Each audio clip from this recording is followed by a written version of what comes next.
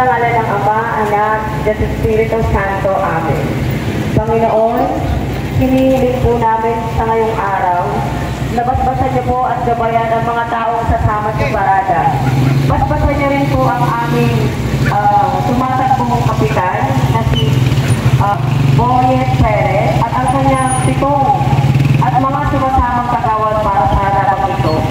Panginoon, bigyan niyo po kami ng katapat na kalakasan at talino upang makapamili ng tamang mga kandidato na uupo sa ating barangay. Panginoon, gabayan niyo po kami sa araw na ito. Bigyan niyo po kami ng kalakasan upang makapagsilbi sa bawat isa. Ito po ay sa dalangin namin sa aming mahal na Panginoong Jesucristo. Amen. Mahal ng Ama, Anak, at Espiritu Santo. Amen. Okay, good. Kami ang Team Perez. Nagpapasalamat po kami sa lahat po ng nakiparada at sumuporta, lalong-lalo sa aming mga taga-kabarangay, dahil ramdam na ramdam namin ang inyong pagmamahal at suporta sa amin.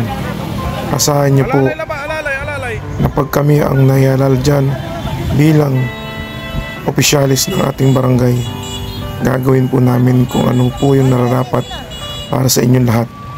Dahil ang itinatakbo po namin hindi po pansarili, kundi para sa inyong lahat. Maraming salamat po sa inyo, dahil kayo po ang aming kalakasan para sa ikatatagumpay at kikaasenso ng ating barangay.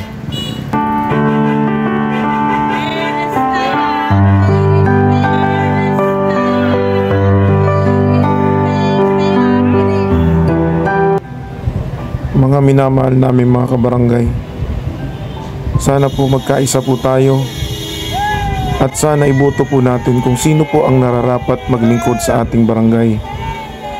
Ang eleksyon ay isang araw lamang po, pero ang pagkakaibigan, ang pagmamahalan ng isang barangay, yun po ang ating ipairal, lalo po ngayon. Dahil alam ko ang gusto nyo ay magkaisa lamang at maging mapayapa ang bawat isa, lalo sa ating mga kabarangay.